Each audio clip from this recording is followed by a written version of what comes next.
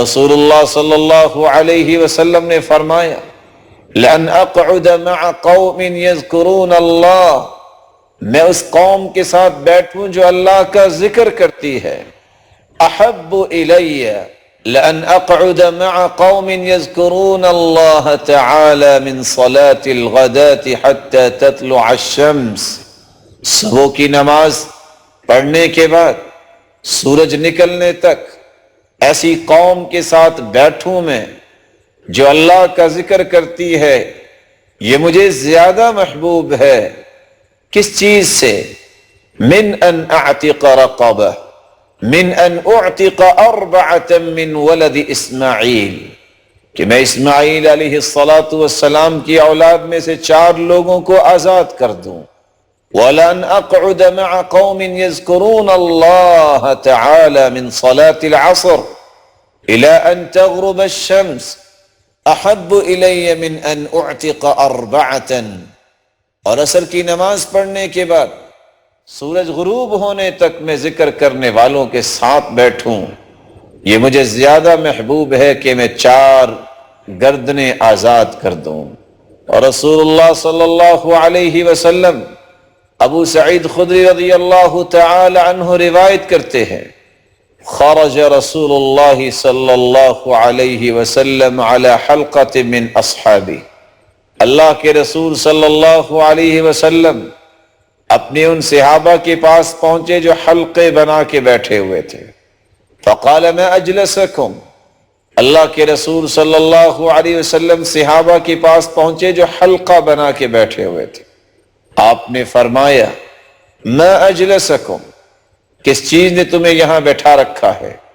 قالوا جلسنا نذکر اللہ ونحمدہ علی ما ہدانا للاسلام ومن به علینا، ہم یہاں بیٹھے ہیں اللہ کا ذکر کرنے کے لیے، اللہ کی تعریف کرنے کے لیے کہ اللہ نے ہمیں اسلام کی ہدایت دی اور ہم پہ احسانات کیے۔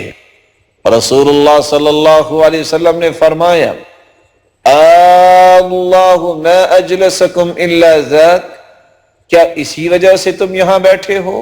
کیا اسی چیز نے تمہیں یہاں بٹھایا ہے؟ قالوا واللہ ما اجلسنا الا ذاک، اللہ کی قسم ہم صرف اسی وجہ سے بیٹھے ہیں۔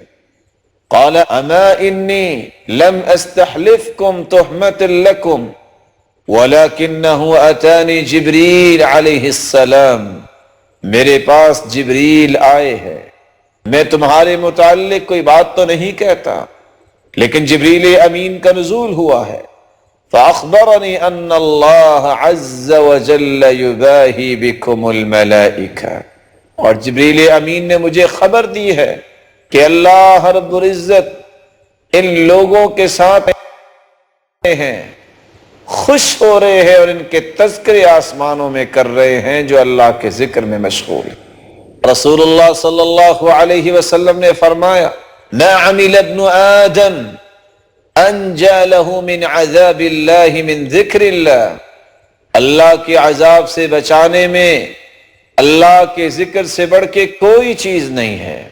اور رسول اللہ صلی اللہ علیہ وسلم نے فرمایا الا انبئکم بخیر اعمالکم وازکاها عند ملیککم وارفعها فی درجاتکم وخیر لکم من انفاق الذهب والفضة ومن ان تلقوا عدوکم فتضربوا اعناقهم ويضربوا اعناقکم قالوا بلى یا رسول اللہ صلی اللہ علیہ وسلم قال ذکر اللہ عز وجل، رسول اللہ صلی اللہ علیہ وسلم نے فرمایا میں تمہیں ایسے عمل اور ایسی خیر کی خبر نہ دوں جو اللہ کے ہاں بڑی ہی پاکیزہ ہے اور تمہارے درجات کی بلندی کا باعث ہے، اور سونے اور چاندی کو خرچ کرنے سے بھی بہتر ہے، اور تم دشمن سے ملاقات کرو وہ تمہاری گردنوں کو مار دیں اور تم ان کی گردنوں کو مار دو۔ تو صحابہ کرام نے کہا کیوں نہیں اللہ کے رسول صلی اللہ علیہ وسلم؟ فرمایا اللہ کا ذکر ایسی خیر ہے جو سونے اور چاندی کو خرچ کرنے سے بھی زیادہ اللہ کو محبوب ہے۔